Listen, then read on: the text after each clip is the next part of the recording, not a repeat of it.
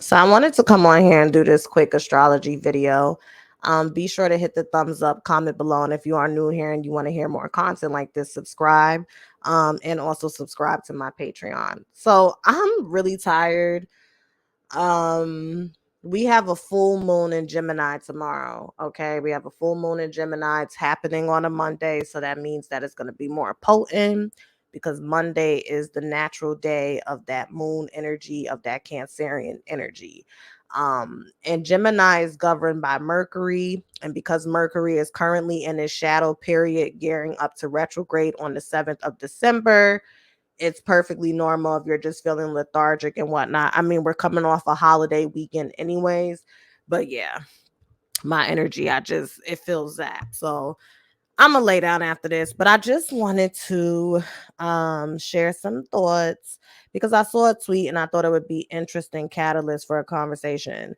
So as you can see, this author says Saturn dominant individuals. So if you have Aquarius energy, Capricorn energy, 10th house energy, which is the home of Capricorn, 11th house energy, or you have multiple planets or pivotal points in your birth chart at Saturn degrees, are so hard on themselves. Okay, so she's talking about how Saturn dominant individuals are hard on themselves, that they should only really surround themselves with people who treat them gently. It's already a lot for you to be doing that to yourself. You don't need to receive it from others. Now, remember, the relationship we have with ourselves, that's what transcends out, right? Because the relationship we have with ourselves, very few people know how to separate. Okay, I may be a piece of shit to myself, but I'm not going to be a piece of shit to others. Most people are on automatic. So if you have a critical relationship with yourself, if you are hard on yourself, more than likely, because most people lack self-awareness, and even if they are self-aware that they can be critical, they can be harsh, they can be dogmatic, that doesn't mean that they have the application tools to actually change and shift the way that people experience them and how they engage others. Hence why we always talk about Virgos.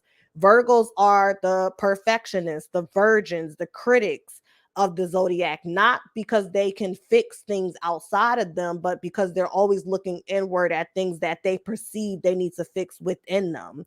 So she says that, and then she said, especially those who are close to you and that you care about. Strangers tend to treat um Saturn dominant individuals with a lot of contempt. Make sure your inner circle is safe for you to make mistakes. Be a little weird and just be human. You deserve that compassion and understanding. I call so much bullshit on this tweet, and let's get into why. Number one, a lot of Saturn dominant individuals are repulsed by kindness. They are.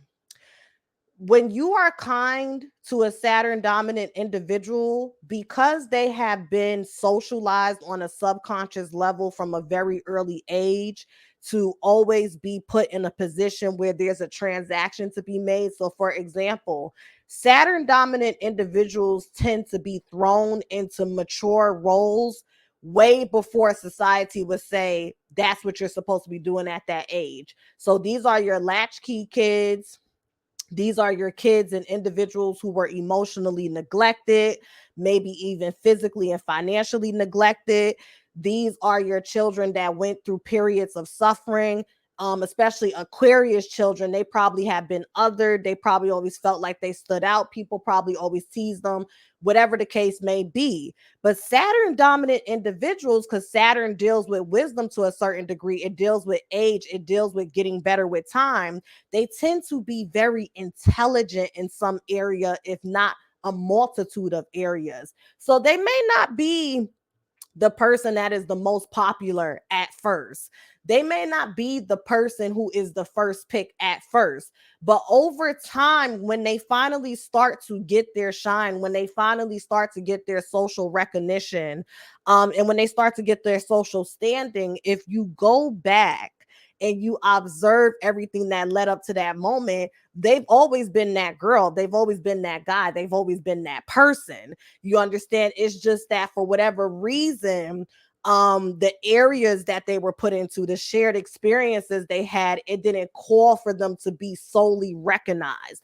It was like, if you're going to be recognized, it's going to be and Veronica, we want to thank you so much for getting the cups and all of the refreshments and whatnot. And today, anything we asked you to do, you just did it. But meanwhile, Veronica has planned several of these events before, but for some reason, you're overlooking them. It's something that is also very common when it comes to Saturn dominant individuals, is that people tend to see them if they don't see themselves, because you can be a Saturn dominant individual who sees yourself right away, and maybe you have helicopter parents around you or a community around you that just kind of puts you in alignment with what's already there. And sometimes that can be prematurely, so it's like, okay, you're meant to access that area of expertise that God has blessed you with, that the universe has blessed you with, but maybe you were supposed to stumble and fall and learn how to self-sufficiently build yourself back up before these adults came in and just kind of hijacked and cleaned up all your messes. Y'all know who I'm talking about. But anyways, I say that to say, because Saturn dominant individuals tend to go through a lot of experiences that makes them oftentimes feel like they're not good enough, if they don't have the adequate tools and safe spaces and healthy coping mechanisms to feel those feelings unapologetically, and then collaborate with someone who is more tenured in that pain and overcoming that pain to show them how to turn that pain into purpose, they still go off to be purposeful individuals. We're talking about the rebel and we're talking about the goat. They're going to make some shit shake. In addition to that, and this is where the kindness part comes in, because once again, like the author of this tweet said, you're already being critical to yourself. You're already being judgmental to yourself. You have been conditioned that in order for you to matter, you have to not only show up for yourself so that you can be adequate enough for others, but when you show up for others, it has to be right all the time. Because when you were just being yourself, which you've always been okay, it wasn't enough until it was in relation to you helping someone else. So it's this thing where it's like, I'm not even allowed to be silly. I'm not even allowed to have fun. I'm not even allowed to let my hair down. I'm not even allowed to go with the flow and see what the day brings me, because it may work for me and I may be able to clean up my mess, but what about everyone else that's depending on me? Will I have time to clean up my little messes? And will I have time to, plug the holes from deviating from my schedule and also show up and give 100% to people? They don't know the answer to that. And Saturn dominant individuals do not like to bet on situations where they don't know for a fact it's going to make sense when it's all said and done. Just saying. I say all of that to say this.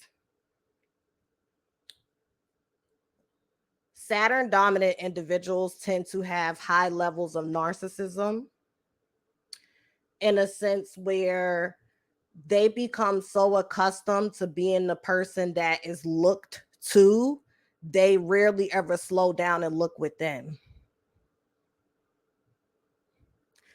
Most Saturn dominant individuals are repulsed by kindness, especially in the framework of service, meaning someone doing something for them, or when they offer to do something and you say, oh, it's okay, I got it. A lot of them get defensive because it's like, you're taking away my value. I have been taught that my value is only as good as my ability to give 100% and produce a result of 100% for someone else, so that transcends back to me. It makes me feel good to know that I got it right for you, because if I got it right for you, then I'm perfectly right the way that I am for me. So a lot of times with Saturn dominant individuals, when you attempt to come in and do for them, it threatens their ego. And I say this with all the compassion. It threatens their ego, because it's like, if I've already compartmentalized and categorized you as someone in my life where it's like he or she or them, they, whatever, is successful in their own right, but they have this unorthodox, sloppy, unconventional, free spirited, barefoot, wild man, woman way of going about it. And Saturn is all about the structure. Saturn is all about what has already been in place and what has proven to work. Whereas a Neptunian, Jupiter type of energy is more of the I have this inner wisdom. I can't put my finger on where it's coming from, but I have an idea where it's going to take me. And I can't explain that either, but I know this feeling. I don't know why I know this feeling, but I'm going to follow this feeling. And it usually works.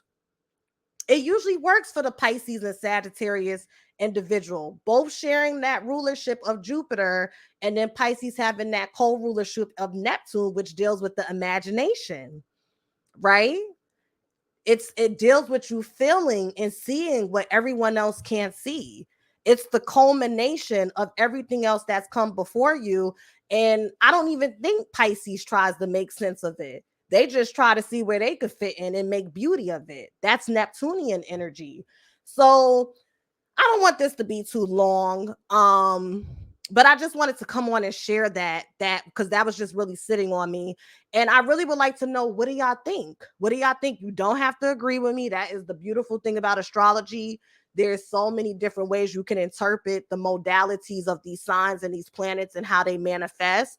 But I think telling Saturn dominant individuals to surround themselves in spaces that subconsciously and unconsciously they're repulsed by because they're too attached to the earth, they're too attached to their ego, that can be counterproductive. They have to work on being kind to themselves. You said it in the tweet.